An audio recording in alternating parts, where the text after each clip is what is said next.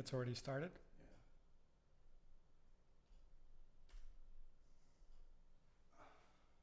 What's up, everybody? You know the vibes. Podcast on the way with the biggest CEO of ACI, baby. CEO of ACI. We need a quick intermission. This guy always has to go pee because he drinks too much water. Let the viewers join real quick. You know the vibes.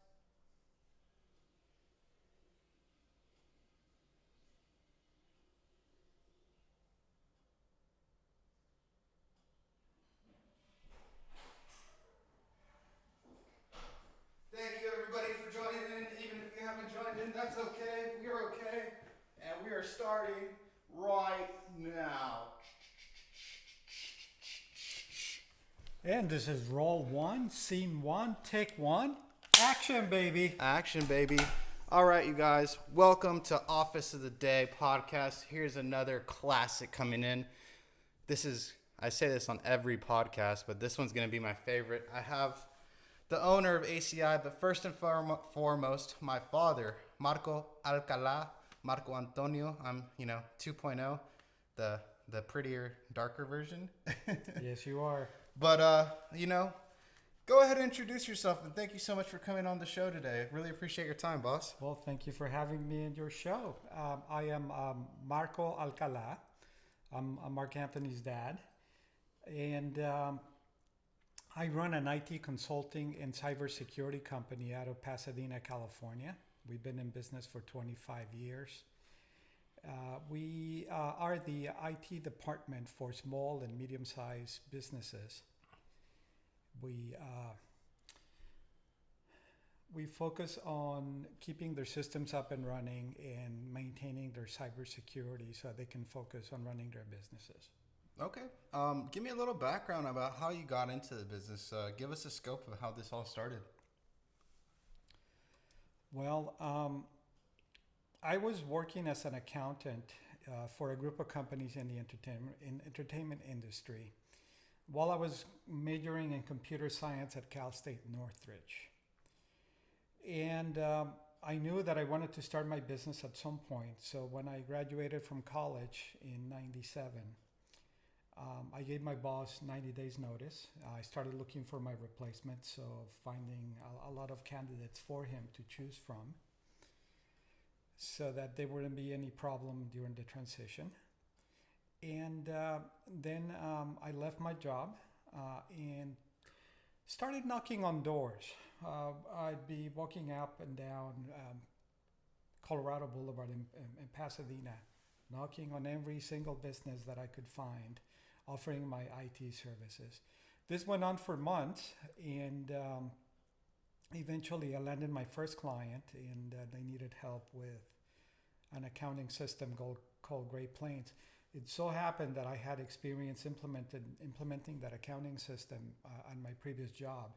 I implemented that from scratch without the assistance of any outside consultant, so I had become pretty good at it.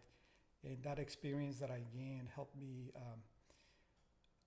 get jobs from clients that had this accounting system. So that's what allowed me to get the business started.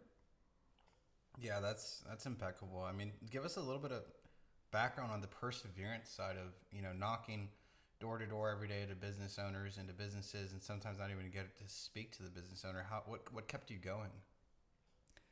Well, I had given up my income stream prior to starting my business. I had a job, right? So that was my single income stream. And once I quit my job, I had no other option but to make it work. I had to find business so that I could have some revenue coming in. If that's not a great story to tell, I don't know what is. So what kind of clients do you work best with? There are two types of clients that we work best with. The first type of client, and that occupies the majority of our clients, is a successful business that has been around for several years. They have one or more locations, 30 to 150 employees, and they're continuing to grow every year. they expect to have their email and phone system working. They cannot tolerate any outages from those systems.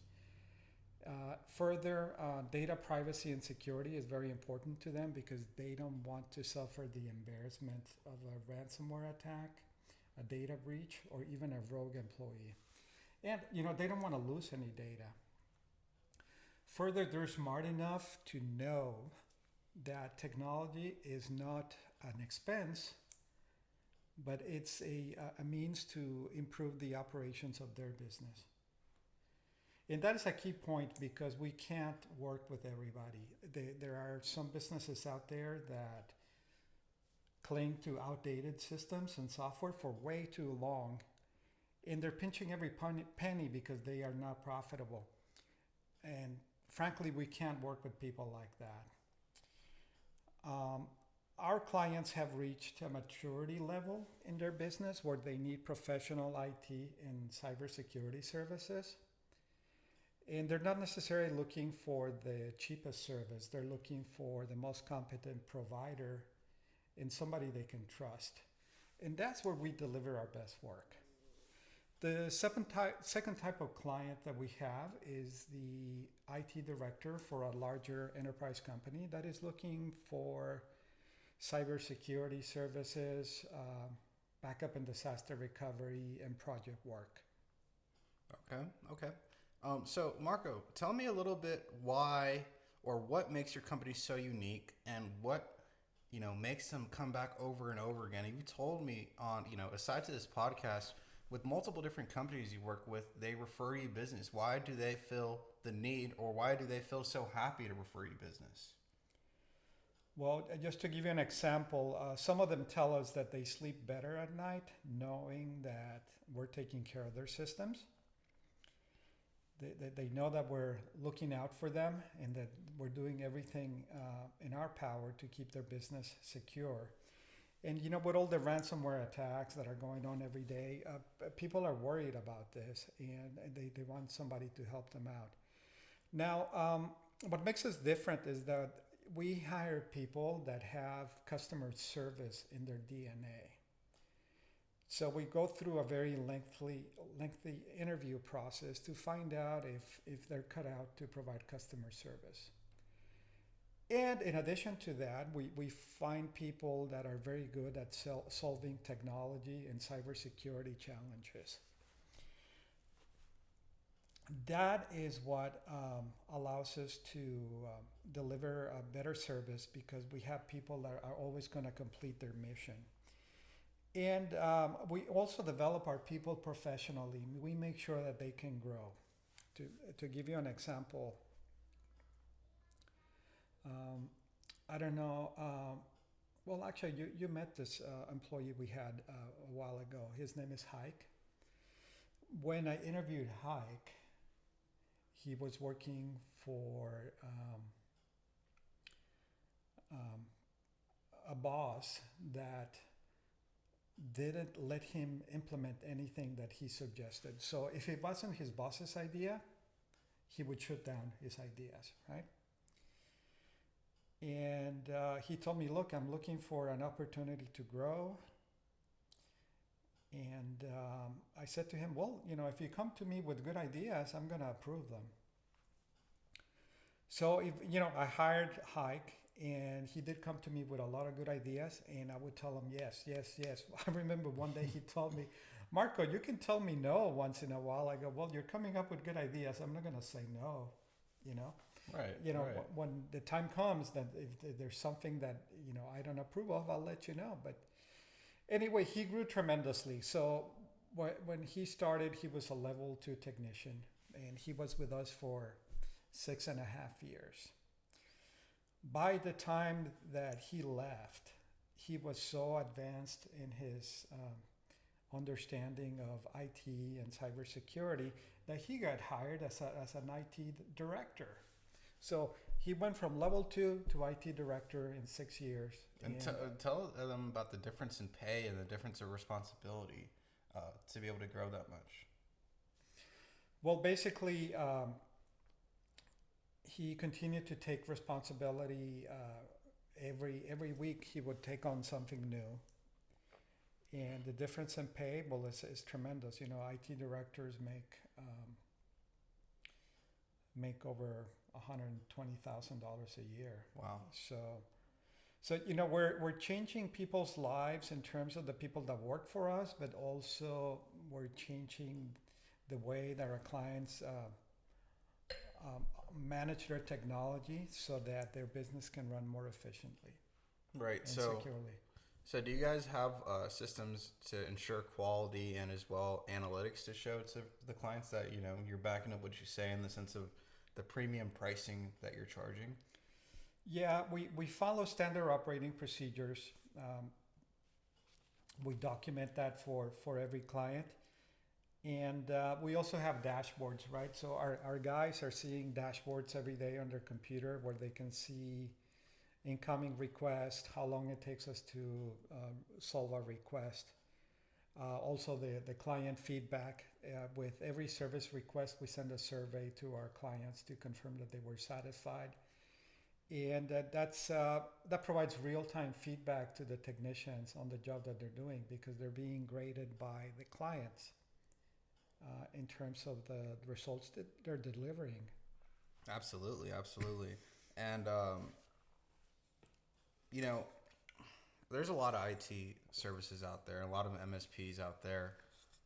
How do you, as well, like, is there any other insurity that you have in your contracts with specific clients to, again, help them sleep better at night and know that they're making the right decision to go with ACI as opposed to any other company? Yeah, you know, what we do is we provide a comprehensive solution where we're protecting their data. You know, we take over their backup and disaster recovery. We help them with their cybersecurity. We keep up with all the incidents that are happening on a daily basis. And, when there's a global attack going on, and we know that it's happening, we're taking steps to protect the clients as the attack is happening. You know, we might be applying vaccines to all their systems so that that attack cannot take them out. And we let them know. You know, some of our clients are also very savvy in keeping track of these attacks that are happening. They'll call and say, "Hey, you know, I noticed that this is happening. Are we protected?" And I go, "Yeah, we already applied the vaccine. We took the remediation actions for that, and that's what makes them feel better and able to sleep better at night, knowing that we're actually doing what we're supposed to be doing for them." That's amazing, because it's clear transparency from the start, and you're providing them a comprehensive solution, and you're not letting them out and outsourcing to India, right? You're not outsourcing out somewhere, where people, they can't understand. They're not to, downsource anybody that's working out of country, but these people on your team, they're clear when speaking to your clients. Yeah, we found that it's better to keep it in-house because we can control the quality of the training of the technicians, how they communicate with the clients, and also the security aspects of everything we touch. We're able to control that a lot better. Right. We tried outsourcing some aspects in the beginning, but it wasn't well received by our clients, so we decided to keep everything in-house going forward. And that's what's working better for us because we get to know all of our clients. Our clients know our technicians by first name, and not only do they get to talk to our technicians on the phone or communicate with email, our technicians go on site from time to time whenever there's something that requires an on-site visit. So our clients get to meet our technicians and they know who they're dealing with. That's amazing. If there was one specific kind of company companies or niche, who would you guys be attacking right now in the sense of protecting their data? Collections agencies are a very good fit for us because they do have a lot of compliance requirements and security. There's a lot of data they have to protect. There's personally identifiable information that has to be secured, and their clients are very security conscious. So we have a solution stack that addresses their needs and allows them to focus on running their business when we handle their IT and cybersecurity. Right. So, tell me about, your reports that you have for ransomware and what they can find on your website for anybody that's curious or any business owners that are curious to find out a little bit more information. Yeah, so I do have a report on how to find an honest and competent IT consultant. It has about 21 questions that prospective clients should ask of their IT consultant before they hire them or even sign a contract. Right. And that can be downloaded from www.alcalaconsulting.com/report.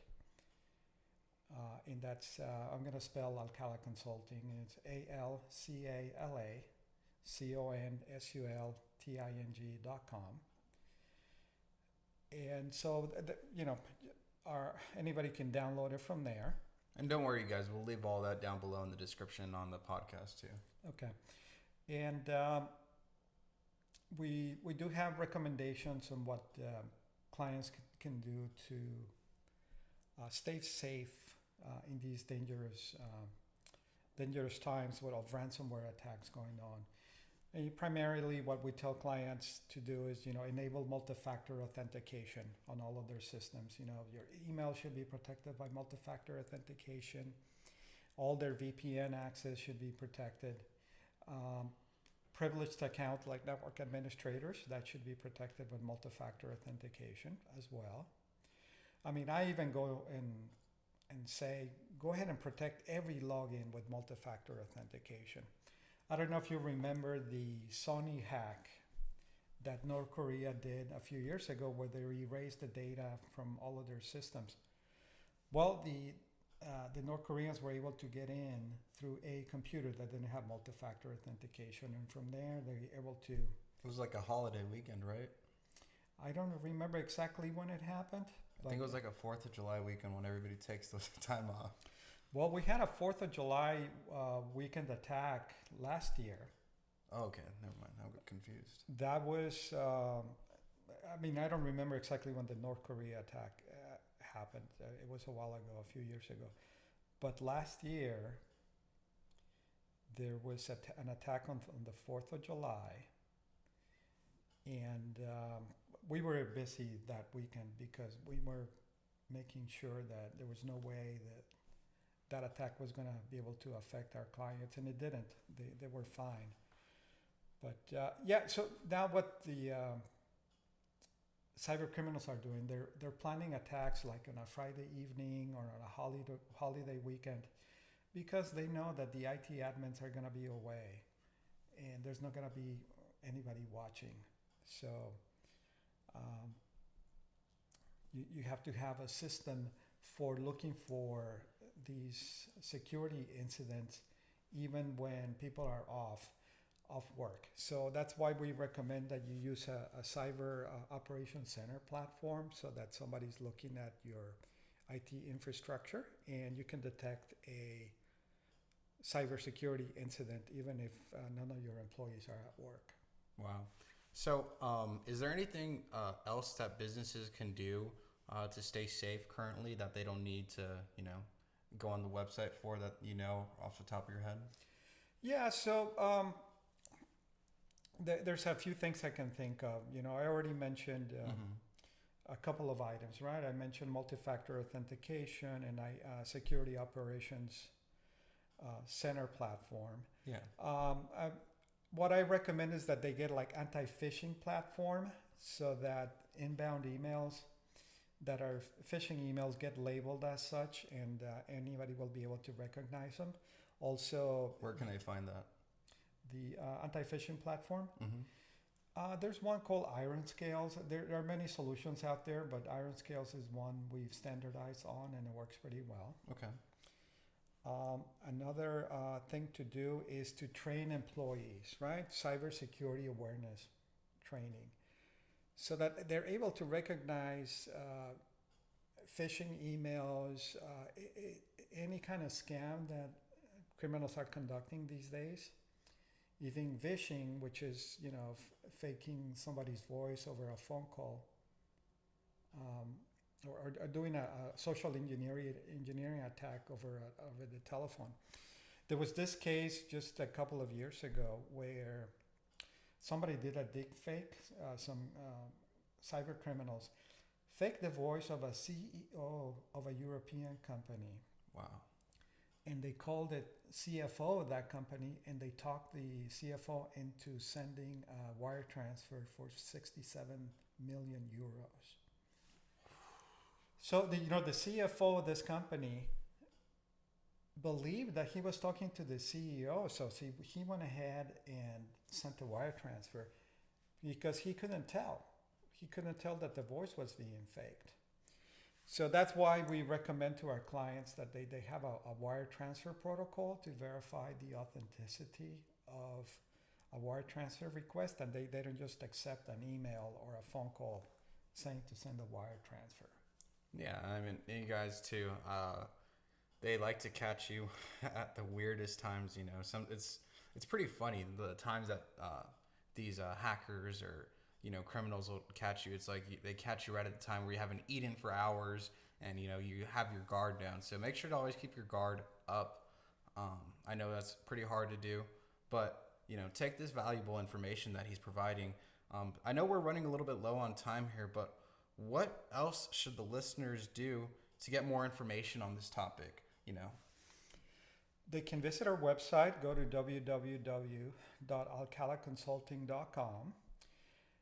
There on the homepage, there's a button for a free 30-minute consultation. So if they have questions about cybersecurity for their business, they can set up an appointment with me to do a free 30-minute consultation. Complimentary. Free means no value. Complimentary has high value. So he will provide you hella value. Thank you for that. I'm going to start using the word complimentary. And they can also call us at 626-449-5549. Got it. Or they can send an email to info@alcalaconsulting.com. You got that here, you guys. 626-449-5549. Call if you have any questions or concerns. If you guys are fraudulent, we'll know about it, so don't even bother. Is there anything else that you would like to leave off? Because there is ransomware attacks every day. Is there anything else that you've seen in the most recent past that people are doing that people might not be aware of or business owners might not be aware of currently? Yeah, there are a couple of things that most business owners don't know about, and they should be using an application whitelisting solution to block applications that are not approved from running in their environment. I've seen that kind of solution help. Like you mentioned, the 4th of July ransomware attack. The companies that had whitelisting implemented in their systems were able to survive that attack because, or not survive, but not be affected by the attack because the portion of the software that downloaded the ransomware got blocked. It wasn't on the list of approved applications, so it wasn't able to run. And another thing is to use next generation anti-malware solution on their computers, because the next generation solutions can block ransomware attacks by noticing the behavior of the software, and when they notice the ill intent, when they see that it starts encrypting a lot of files on your network, it'll stop it, and some of these software solutions out there will roll back the changes. But, of course, you still need to have your backups, right? You need to have your backups done and tested and kept securely off-site so that if for some reason a ransomware attack is successful, clients can restore from backup. Amazing. Remember, you guys, Marco Antonio Alcala has provided high value here. Even if you guys don't take a look at what we can provide for you, definitely start considering implementing systems to protect all your data because, my dad has told me multiple times that these hackers, they get into your servers, they take all your information, they encrypt it, and then they make you pay you money, and then they don't even give you your information back. And as you know, information is power, information is knowledge. Don't let them get your high value information because, they can put you out of business in a matter of 5 hours, an hour, faster than that. Yeah, and the downtime is on the average of 3 weeks for the companies that are affected by a ransomware attack. So it's a huge disruption to. And some companies don't make it back, right? Not from that, sometimes it just takes 10 days to take out a business out of the picture, So 3 weeks is a very long period of time, Of course, but we recommend that all of our clients have cyber insurance policy up in place so that they can protect their business and business interruption and all of that coverage. But I tell our clients to spend money on prevention rather than waiting until it's too late because as they say, an ounce of prevention is worth a pound of cure. I love it. Well, thank you so much, Mr. Alcala, Mr. ACI, Mr. Cybersecurity God.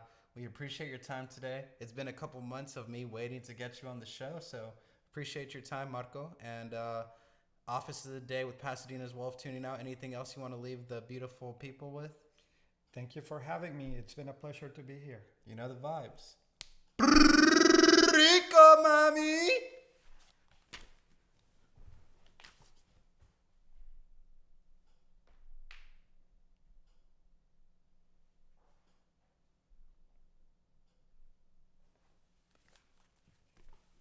Thank you, guys.